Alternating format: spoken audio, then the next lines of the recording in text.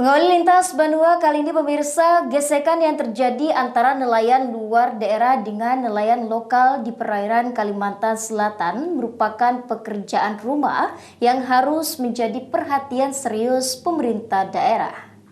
Tetapi sayang sekali saya sampai hari ini masih mengupayakan sampai 4 kali RDP sampai dengan ke kementerian. Saya usulkan kemarin ke permasalahan tersebut tentang gesekan yang terjadi antara nelayan luar daerah dengan nelayan lokal di perairan Kalimantan Selatan merupakan pekerjaan rumah atau PR yang harus menjadi perhatian serius bagi pemerintah daerah. Melihat kondisi itu, anggota Komisi 2 DPRD Kalimantan Selatan, Muhammad Yani Helmi mengaku telah beberapa kali menggelar rapat dengar pendapat bersama para nelayan serta stakeholder terkait. Para nelayan lokal mengeluhkan terkait permasalahan dengan nelayan luar yang sering menggunakan alat tangkap cantrang. Padahal dengan alat tangkap cantrang yang tidak ramah lingkungan mempunyai bahaya sangat besar karena merusak ekosistem laut. Ini yang sering saya keluhan khususnya nelayan pesisir. Ini masalah izin cantrang. Apakah sekarang sudah ada izinnya atau bagaimana Pak? Sebabnya saya dengar itu khususnya Pulau 9 Pak ya, itu kadang sampai 5 mil masuk mendekat pulau. Jadi itu makanya saya sampaikan tadi yang tanyakan masalah keluhan nelayan. Sebagai wakil rakyat yang sebagian konstituennya adalah masyarakat pesisir dengan mata pencaharian sebagai nelayan, akan terus komitmen bersuara karena jika bungkam terhadap ketidakadilan adalah sebuah pengkhianatan. Terus kita harus berdiam diri lah, ya kada juga kada boleh.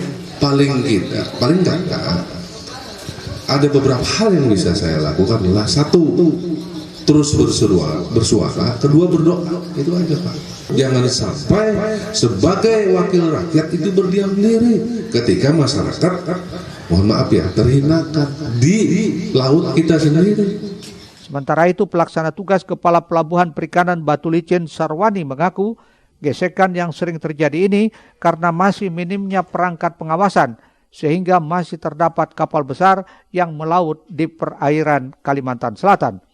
Untuk itu nelayan dengan kapal besar yang menggunakan alat tangkap cantrang seharusnya dapat menyesuaikan dengan aturan kementerian, yakni harus beroperasi di wilayah domisili administrasinya. Lokal ini sehingga terjadi gesekan nih Mas. Jadi memang terkait dengan gesekan antar nelayan kita, sebenarnya selain memang perbaikan dari sisi perangkat pengawasan ya, misalkan dari sisi armada pengawasnya ataupun SDM-nya, juga sebenarnya yang paling penting kita adalah apa?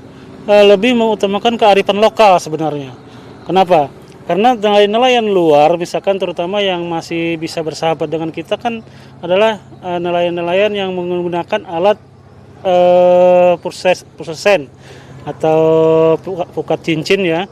Nah, jadi itu artinya tidak terlalu bersinggungan dengan kita dan ikan-ikannya pun dijual di daerah kita gitu. Tapi ya kalau misalkan nelayan-nelayan seperti nelayan cantrang yang mestinya mereka itu kan harus ya sesuai dengan yang aturan dari kementerian kan harus bisa beroperasi di wilayah domisili administrasinya mereka.